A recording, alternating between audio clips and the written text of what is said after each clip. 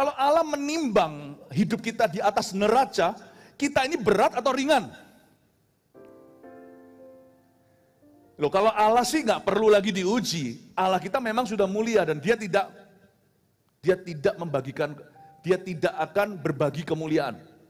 Dia tidak akan berbagi kemuliaan. Artinya kalau kita mau sungguh-sungguh memuliakan Tuhan, jangan curi kemuliaan. Dia tidak berbagi kemuliaan. Tiada yang lain di samping dirinya. Tapi orang yang menyembah Tuhan makin hari makin diubahkan. Kita yang mengenal Tuhan, nggak boleh kita hanya baca firman, lalu hanya membacanya atau mendengarnya, kita harus melakukan, pasti terjadi perubahan. Namanya kita ini bulan, jikalau Tuhan sang suryanya. Kalau kita menyembah yang mati, kita pun jadi mati. Kalau kita menyembah yang bisu, kita pun jadi bisu.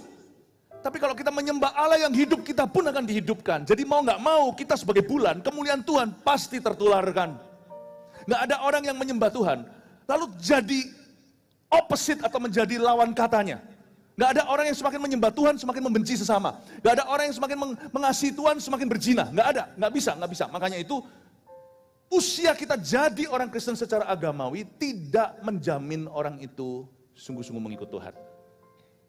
Ada orang yang sudah 20 tahun seolah-olah mengikut Yesus tetapi tidak terjadi perubahan. Bukan Yesusnya yang salah, tapi cara mengikutnya.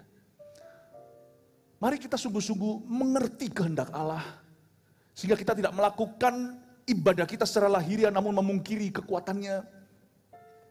Saya berkata sama Tuhan, Tuhan kalau hari ini dibanding tahun lalu aku berjalan di tempat, berarti aku gagal mengikutimu.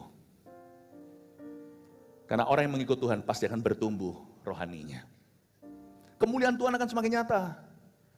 Orang akan melihat kalau tahun lalu berat rohanimu sekian, tahun ini engkau lebih berbobot dari tahun lalu. Kalau kita punya hidup ditaruh di atas neraca hari ini, apakah nyata kemuliaannya? Firman Tuhan berkata seperti ini di Amsal, di kitab Amsal. Nggak usah dibuka, tapi ada di sana. Tuhan itu menimbang pada neraca. Hidup orang fasik itu ringan seperti sekam. Ya, saya langsung direct translation dari bahasa Inggris yang biasanya saya baca. Tetapi nilai orang benar hidupnya itu kafot atau berat di mata Allah. Wah, luar biasa. Itulah sebabnya Bapak Ibu yang saya kasihi, dalam segala profesi yang Anda jalankan dalam kehidupan sehari-hari, pastikan kita tidak asal-asalan mengabdi. Kalau orang lain merampas hemmu atau pakaianmu, kasih dia baju luarnya pula. Kalau orang memaksamu berjalan 1 mil, jalanlah 2 mil. Karena jalan 1 mil itu lumrah. 2 mil itu mulia. Kalau orang menampar pipi kananmu, lalu setelah itu kita membalasnya. Apa bedanya engkau dan orang-orang yang tidak seiman, orang-orang yang tidak beriman? Tapi barang siapa yang dipukul atau ditampar pipi kanan, dia memberi pipi kirinya. Itu baru seperti Kristus. Jikalau orang yang menyapamu, kau baru menyapanya. Apa bedanya Anda dengan orang dunia? Tapi kalau kita bisa mengasihi musuh-musuh kita, itu kavot. Jangan berikan pada Tuhan apa yang Tuhan sudah punya. Kalau kita mau memberikan sesuatu pada Tuhan, berikan sesuatu yang Tuhan bisa tanda kutip mengaguminya. Karena Tuhan itu tidak mengagumi emas perak permata. Apa yang bisa Anda persembahkan kepadanya, dia semua punya. Kecuali kita mempersembahkan sesuatu atas pilihan pribadi kita, yang tidak dipaksakan siapa-siapa. Seperti Daud berkata, I will not give that which cost me nothing. Aku tidak akan mempersembahkan sesuatu yang tidak kubayar harganya. Waktu dia mau membeli satu ladang dari Arauna. Tapi karena dia tahu nih Arauna yang punya ladang, yang punya tanah itu hektar-hektaran, kasih aja ke Baginda. Daud berkata, kamu tidak tahu apa yang terjadi di sini. Kalau aku beli untuk private property, kamu mau kasih nggak apa-apa. Tapi aku ini mau bangun altar mezbah di sini. Jadi aku tidak akan memberikan sesuatu yang dikasih. Karena ini persembahanku, bukan persembahanmu. Daud beli dengan harga pasar bahkan lebih tinggi.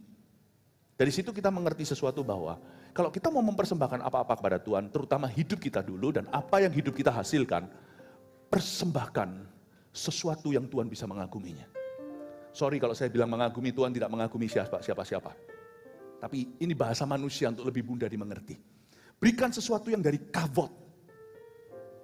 Kalau kita pikir-pikir apa ya kira-kira, kemuliaan kan bagi Allah kan, kemuliaan kan bukan bagi kita.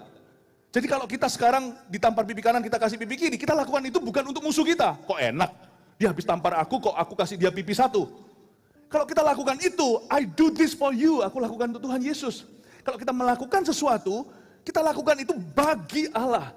Jikalau Anda bekerja tidak ada sepasang mata melihatnya, namun kita tidak korupsi, namun kita sungguh-sungguh melakukannya dalam takut akan Tuhan, itu baru mulia.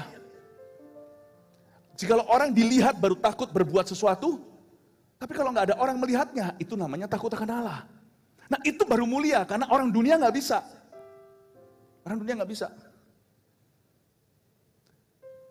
Jadi karena itu saya dorong kita semuanya, kalau kita mulai hari ini, mau membalas kasih Tuhan dengan cara apapun, balaslah dengan cara yang Tuhan bisa mengaguminya. Balaslah dengan cara yang Tuhan berkata, yang gini itu kavod.